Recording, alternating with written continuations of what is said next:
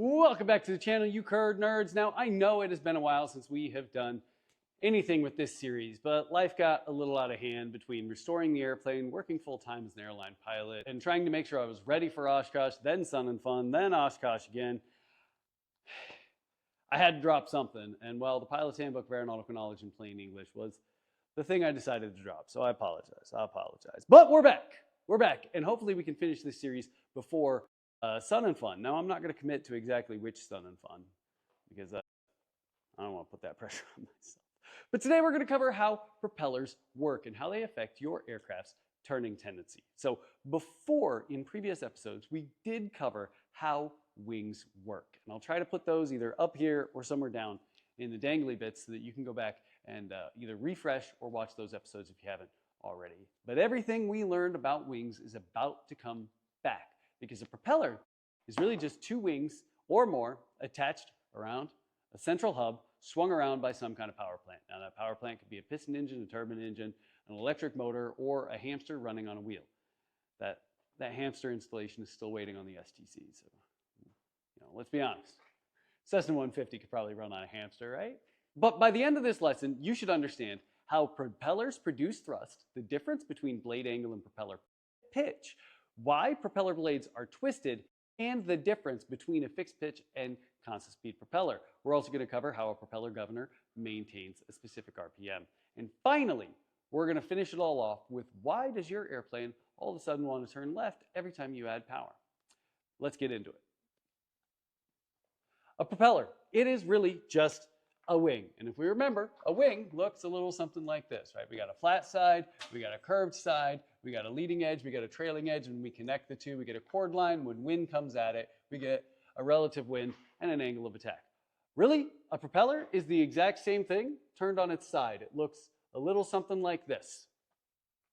We've got a leading edge, a trailing edge, we connect the two, we've got a chord line, we got a flat side, we got a fat side, and we've got relative winds. Now, relative wind with a propeller is going to be a little bit more difficult. We're good.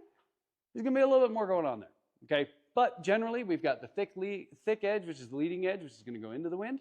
We've got the thinner edge, which is going to be the trailing edge, which goes away from the wind. And just like a wing, a propeller blade is an airfoil moving through the air at an angle of attack.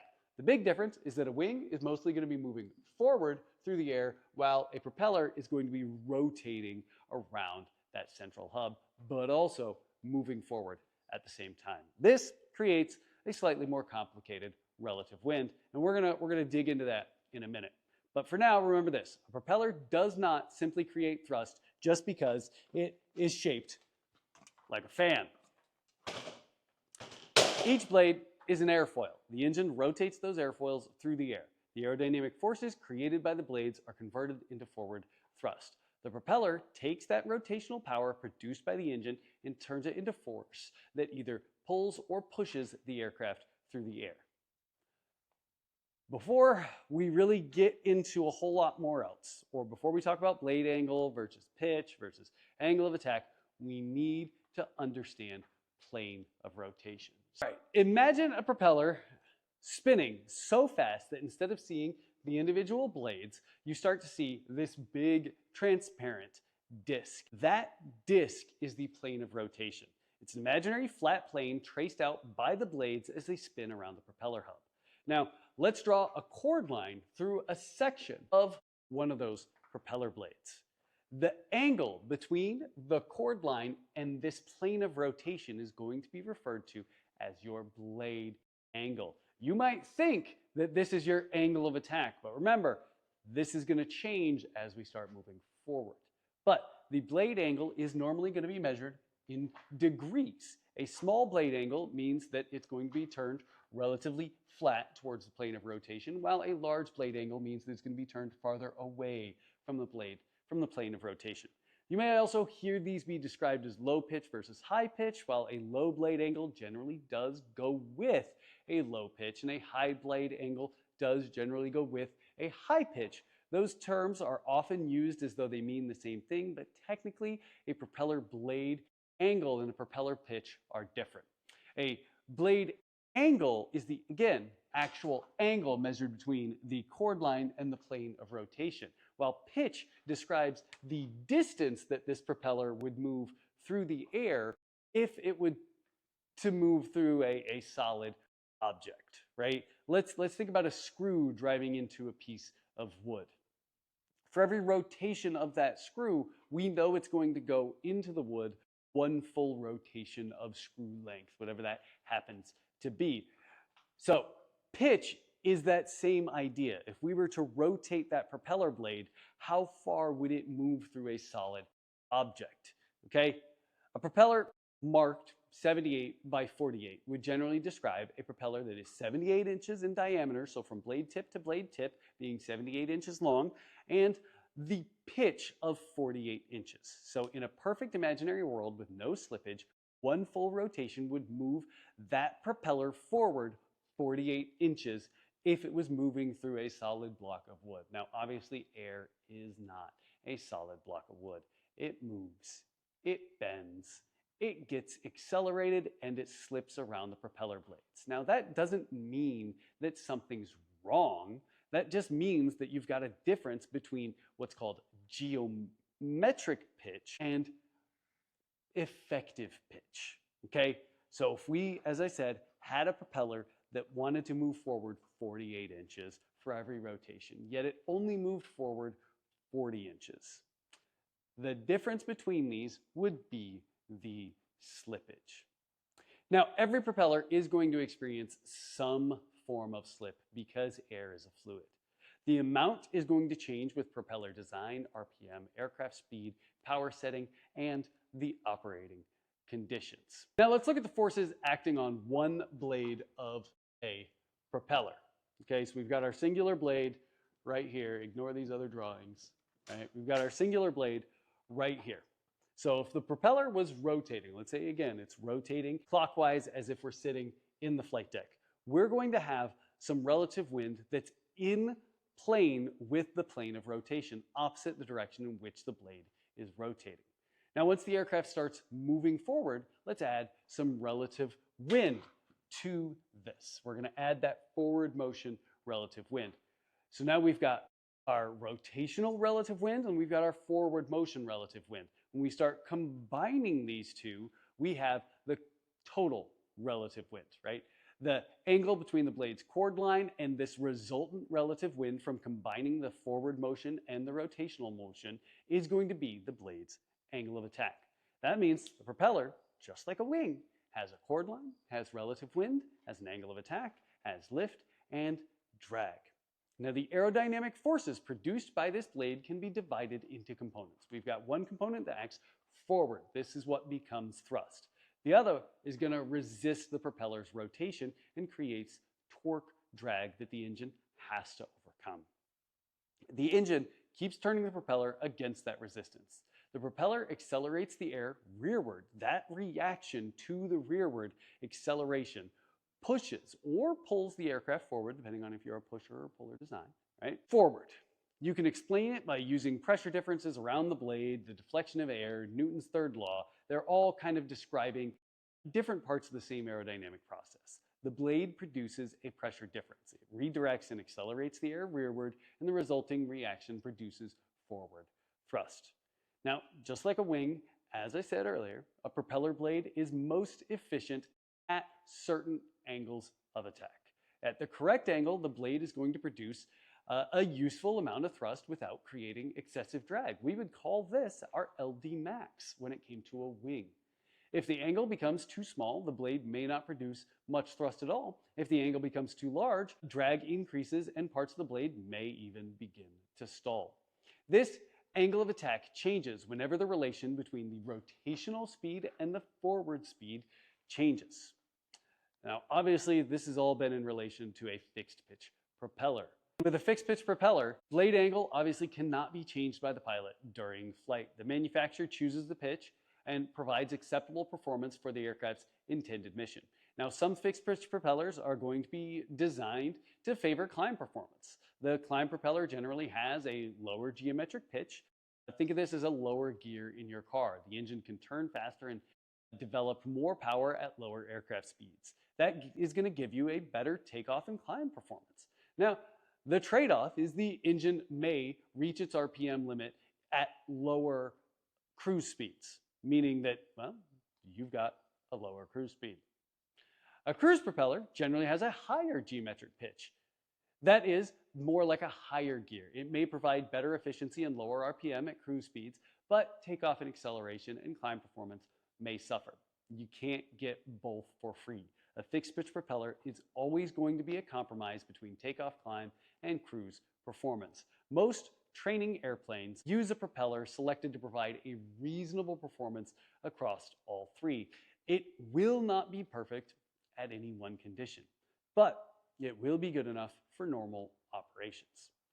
So let's talk about why a propeller RPM is going to change, or why an engine RPM is changing on your fixed pitch propeller, even though you didn't do anything to the throttle. So if you fly an airplane with a fixed pitch propeller, you, as I said, may notice the RPM changes even if you don't move that thrust lever or that throttle lever, okay? Let's say you lower the nose. You allow the airplane to accelerate. The faster aircraft speed changes the propeller's resultant relative wind. Remember, as we showed right here, the more resultant relative wind we get from the front, the lower the angle of attack is on that propeller. This is going to reduce the aerodynamic load on the blades, allowing the engine to turn faster. The RPM ends up increasing. Now let's raise the nose and begin climbing. The airplane slows down. The propeller experiences a different angle of attack. The aerodynamic load, the RPM, may decrease. This is sometimes called propeller unloading and loading. The propeller acts as a part of the load connected to the engine. Change the load on the propeller, the engine RPM is going to change. This is why that tachometer on your fixed pitch airplane acts as both engine and power indication and a clue about what the airplane is doing. Add power, RPM rises. Lower the nose, RPM rises. Raise the nose, RPM may fall.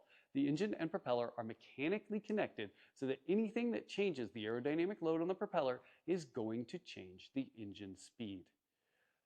Now let's get into why propeller blades are twisted. So far, we've been talking about a propeller blade as if it's just this singular flat blade coming straight from the hub all the way out to the tip. Now, obviously, propellers are not like that. That's not what propellers do. They have a twist. But why? So every part of the propeller blade has to travel one full revolution at the same time. Now, anybody who's ever been in the military and done marching, or ever been in a band at school and done marching, knows that when you've got a group of people that all need to move around a turn or around in a circle at the same time, the inside person has to move a whole lot slower than the outside person. It's the same thing when it comes to a propeller. The hub, or the blade right near the hub, is moving a whole lot slower through the air than the tip. And if you remember, way back when we covered why and how wings generate lift, the faster we move, the more lift, or in this situation, thrust, is going to be generated. But also, we're going to have different angles of attack based on that rotational relative wind. It's going to be slower at the hub and faster near the tip. If the blade angle had the exact same angle from root to tip, every section would operate at a different angle of attack. One section may operate inefficiently, while another section could produce very little useful thrust. Another section might be stalled. To solve this, we're going to twist the propeller blade. The blade angle is generally, again, larger near the hub and smaller near the tip. This allows different sections of the blade to operate at more useful, relative, consistent angles of attack during the propeller's intended operating conditions. The twist is also going to help distribute the thrust more evenly along the blade. The propeller is still a compromise because the ideal twist changes with the airspeed, the RPM, but it works much better than using one blade angle from root to tip. Now let's talk about propeller tip speed. The tip's higher speed creates another problem. Propeller tips obviously can move extremely fast. Their total speed comes from both their rotational motion and the airplane's forward motion. As the tips start approaching the speed of sound, compressibility effects increase, and drag increases. This reduces the efficiency, creates noise, and places additional stress on the propeller. That is one reason why propellers and engines have RPM limitations. It's also one reason why adding more blades can be more effective. More blades allow the propeller to absorb more engine power without requiring an excessively large diameter. It does not mean that a 5-bladed propeller is automatically better than your 2-bladed propeller. More blades add more weight, more complexity, cost, and interaction between the airflow from each blade. Remember, these are traveling through each other's paths. And if you remember from when we talked about wings generating lift, they generate wake behind them. We need to design propeller blades that can handle that wake, or are they too close to each other to interact with that wake, right? So it's always going to be compromise between diameter, number of blades, blade shape, twist, RPM, power, noise, ground clearance, cruise efficiency, takeoff performance. Change one and you're usually going to affect the other. Now, propeller efficiency is going to compare the useful thrust horsepower produced by the propeller with the brake horsepower supplied by the engine. In really plain English, it tells us how much of the engine's rotational power is successfully converted into useful forward thrust. Now, no propeller is going to be 100% efficient. Some energy is going to be lost to drag, slip, noise, vibration, and unwanted motion, obviously, in the airflow. The FAA describes the typical propeller efficiency as ranging roughly between 50 and 87%, depending heavily on the propeller's operating conditions. A propeller designed for one aircraft, one operating condition, may perform terribly on another. Obviously, we're not going to go take your Cessna 150 propeller and go throw it on the Titan, and we're not going to take the Aeroshell Titan's propeller and throw it on your 150. They're not going to work. The Titan isn't going to get enough power out of that propeller, and very likely your Cessna 150 doesn't have enough power to rotate that Titan's propeller. So propeller and engine combinations are carefully selected and approved to work together. This is why you don't see people out there just saying, well, I'm going to go with the 78 by 48. You're going to do the 78 by 49? Let me know how that goes. You're going to do the Scimitar one? I think I'm going to go down there to the AutoZone and get me some sheet metal and make me a new propeller, right? We don't do any of that. So as we said, fixed pitch propellers, they're a compromise. Now, we have found a few ways to reduce some of this compromise with a fixed pitch propeller. The most common is going to be a constant speed propeller. A constant speed propeller is, well, exactly what it sounds like. It automatically changes the blade angle to maintain the RPM selected by the pilot. It does not maintain aircraft speed or aircraft airspeed. The word speed in a constant speed propeller refers to the propeller's rotational speed, which, well, we measure in the flight deck as RPM. This distinction does sometimes trip up some students. The propeller governor does not know nor care if the airplane is at Mach Jesus or 90 knots. It senses the propeller or, well, engine RPM generally through a gear attached somehow to the crankshaft. As airspeed and power change, the governor is going to change the blade angle to maintain a selected RPM. This lets the propeller operate efficiently over a much wider range of conditions. For takeoff, we're going to select a low blade angle and a higher RPM. This allows the engine to turn more quickly and develop maximum rated power. It's, as we said when we talked about climb propellers, it's like using that low gear in your car. We can just now select this. For cruise, we might select a higher blade angle and a lower RPM. The propeller is going to take a larger bite of air with each rotation while the engine turns more slowly. This is like shifting into those higher gears. The throttle controls engine power. The propeller control selects the desired RPM. Now, these are going to work together, and the exact procedure and limitations are going to come from your aircraft's pilot's operating handbook. All right, now let's talk about a prop governor. Now, most constant speed propellers are going to use some kind of governor driven by the engine.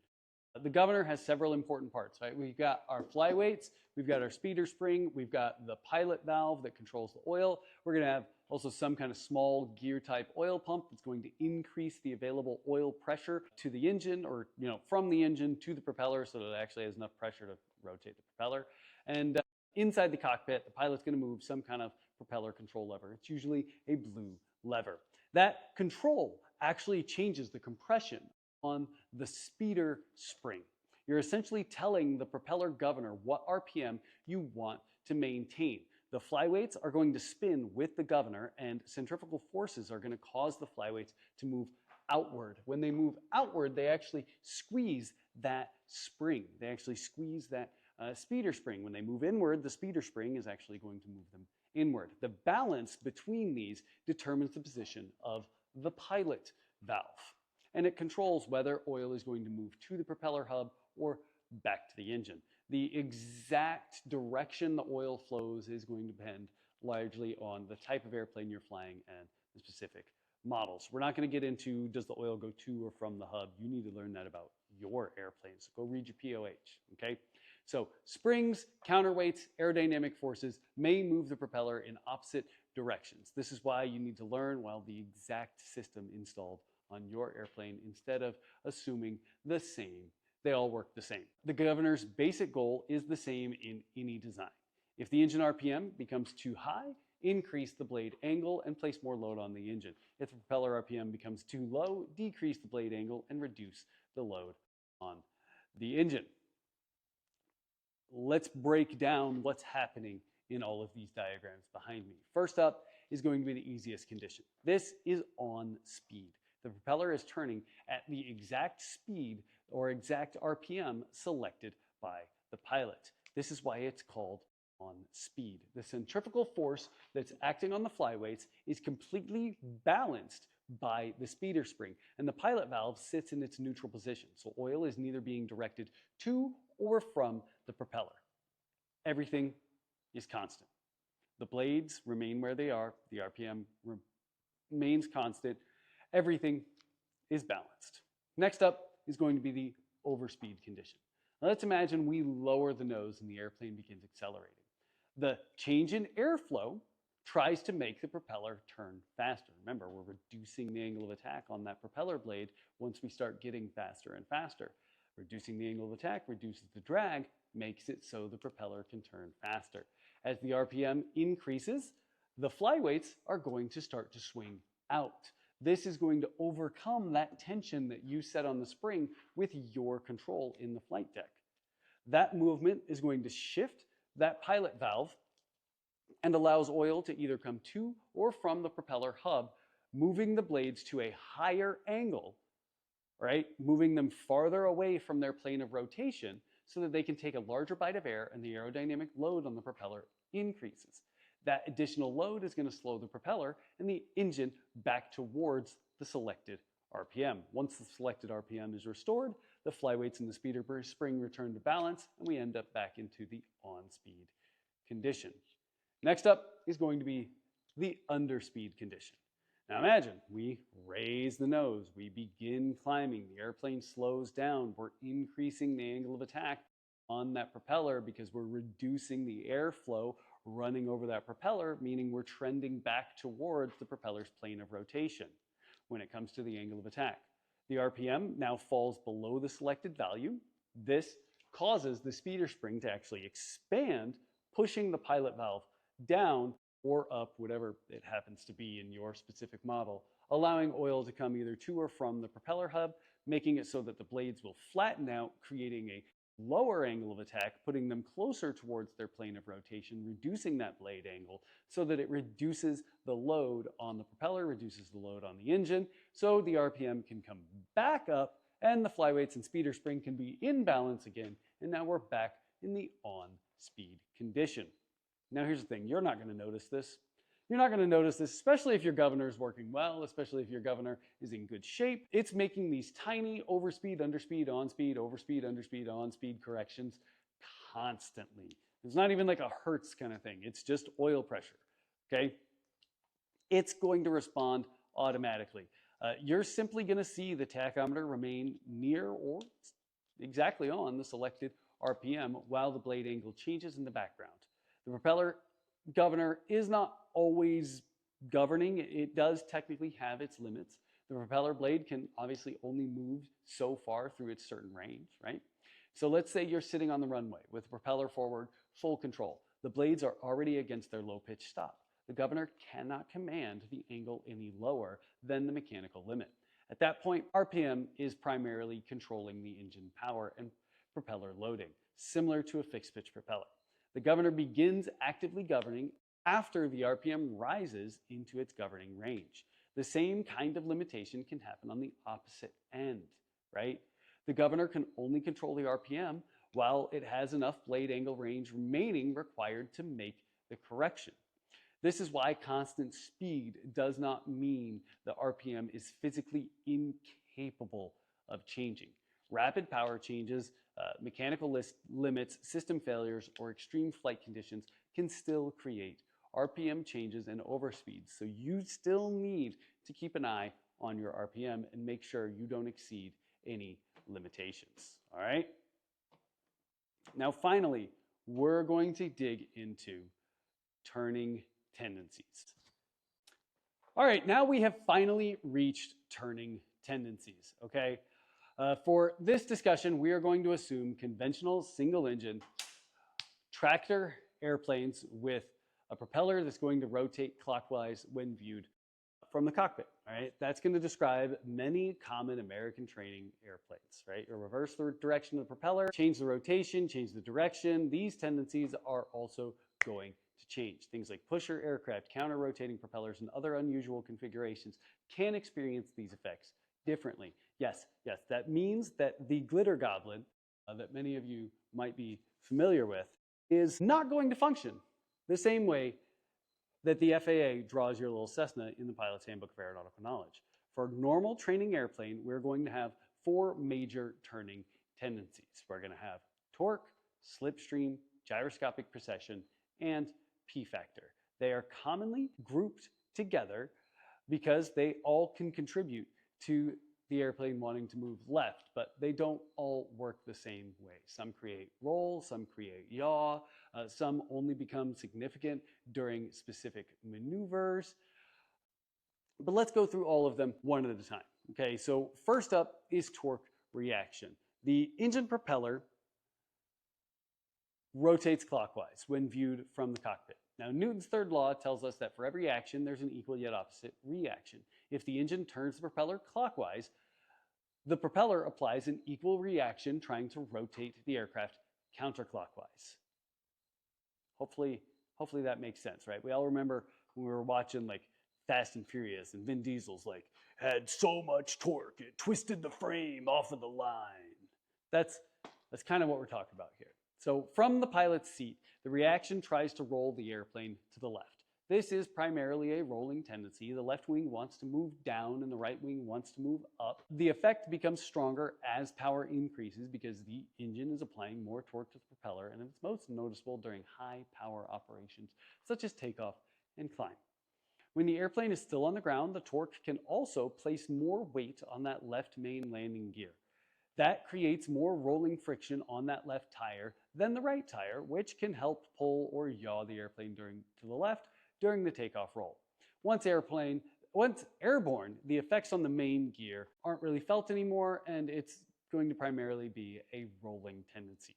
The aircraft manufacturer may use aerodynamic design, engine mounting rigging, or trim to reduce how much you feel, but it's still important for you to recognize and correct what remains. Next up is going to be spiraling slipstream.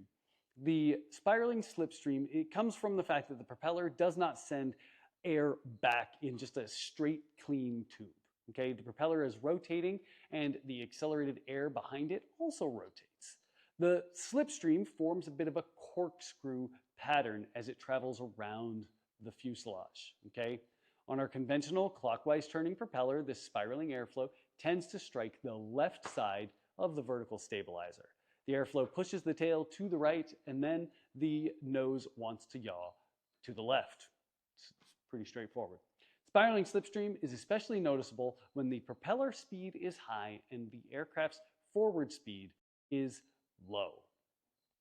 Think about at the beginning of the takeoff roll. The engine is producing a lot of power, the propeller is moving a lot of air, the aircraft is not accelerated enough for the normal relative wind to dominate the airflow around the tail. The corkscrew slipstream hits the vertical stabilizer and contributes to that left yaw.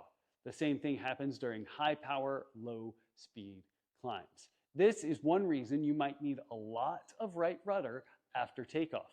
As the airplane accelerates, the relative importance of the spiraling slipstream may very well decrease. Its exact effects depend heavily on the aircraft design, where the propeller slipstream passes in relation to the tail.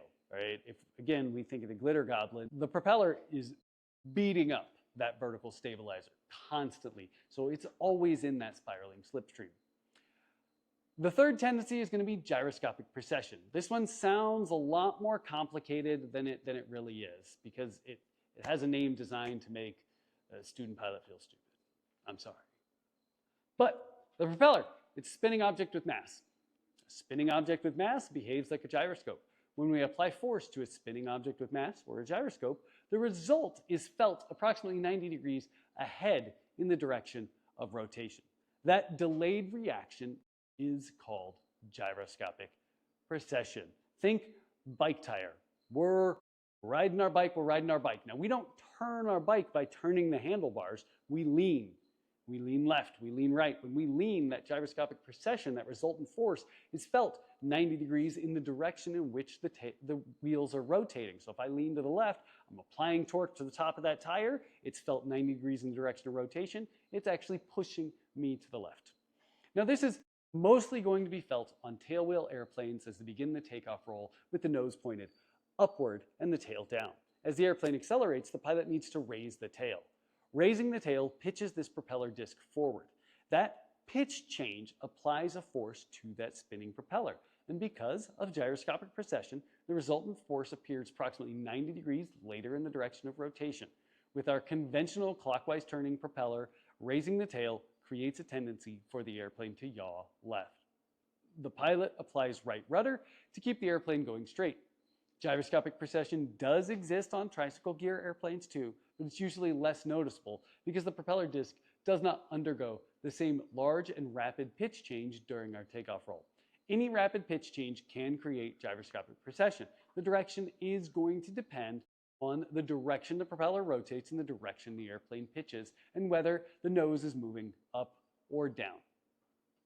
For most private pilot discussions, remember the common example. A conventional tailwheel airplane with a clockwise turning propeller raising the tail during the takeoff produces a left yaw tendency.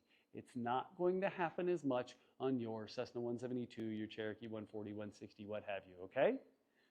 The fourth tendency is going to be P factor.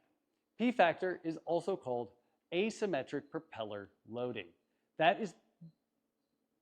This becomes most noticeable when the airplane is operating at a high angle of attack with a high power setting. Let's look at a propeller disc. So if we've got a propeller that's just moving through the air like this, we know that it's moving pretty smoothly, right? The top of the blade and the bottom of the blade has relatively the same angle. Now let's take that same one and we're going to pitch up. Let's take this same airplane, the same plane of rotation, and we're going to pitch up. Well, not the same plane of rotation, because since we're pitching up, we're getting a plane of rotation that looks like this. Now we can see the blade that's coming down on the other side of this, the blade that's coming down has a greater angle of attack to the relative wind because the airplane's moving kind of like this. The plane of rotation might be like that, but airplanes kind of move through the air. They don't move straight up in the direction that you point them, is really what I'm trying to get at. So since that downward moving blade has a greater angle of attack because of your high pitch attitude or because of your high angle of attack, it's going to take a bigger bite of air. Since it takes a bigger bite of air, the airplane is going to yaw left. That's P factor. P factor, as I said, it's going to become strongest with high power, high angle of attack, low forward airspeed. That describes your takeoff and your climb pretty well, doesn't it? It can also appear during slow flight, power on stalls, and as the aircraft's angle of attack decreases and airspeed increases, the difference between the ascending blade and descending blade becomes smaller and P factor decreases. This is why your instructor is going to keep telling you more right rudder when you are climbing. You have high power, you have a relatively high angle of attack. You're going to need that right rudder.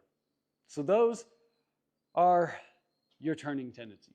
Some people would refer to them as your left turning tendencies. I like calling them turning tendencies because, well, gyroscopic precession isn't always to the left. So we've got torque, which is just prop rotates right, plane rotates left. We've got gyroscopic precession. You apply a torque to a gyro, it's felt 90 degrees in the direction of rotation. You've got spiraling slipstream. Propeller creates a tornado and smacks the tail, pushes the airplane to the left. And finally, you've got asymmetric propeller loading. So as the downward descending blade, as the downward blade takes a bigger bite of air, it wants to yaw the airplane to the left. Now, aircraft manufacturers know these tendencies exist. They may build compensations into the airplane. The engine may be mounted with a slight offset. The vertical stabilizer might be slightly offset. The wings may have different incidences, all right, or angles of incidence. The rudder may be fixed or even has an adjustable trim tab. Some airplanes have rudder trim that is controlled by the pilot. These features reduce control pressure required during normal operations. They do not completely eliminate the turning tendencies in every phase of flight. You, as the pilot, are going to need to make changes. The forces change with power, airspeed, angle of attack, configuration, and aircraft design. So let's bring all of this together. The propeller blade, it's an airfoil rotating around a central hub. The engine supplies that rotational power no matter what kind of engine it is. The blade converts that power into thrust by creating aerodynamic forces and accelerating the air rearward. The blade angle is the angle between the blade's section's chord line and the propeller's plate of rotation. The geometric pitch is the theoretical distance the propeller would move forward in one revolution with no slippage. The effective pitch is the actual distance that it is going to move. The difference between these two is going to be referred to as propeller slip. A fixed pitch propeller has one blade angle design, and it's a compromise between takeoff, climb, and cruise. A constant speed propeller, on the other hand, is going to constantly change the blade angle automatically to maintain the RPM selected by you, the pilot, with that blue lever in the flight deck. The governor is going to use flyweights and have a speeder spring, a pilot valve, and some kind of oil pressure control valve to, well, use oil pressure to control the blade angle. In an overspeed condition, the system is going to increase the blade angle and load up the engine. In an underspeed condition, the system is going to decrease the blade angle and let the engine speed back up. Propeller blades have a twist because the tip moves faster than the root.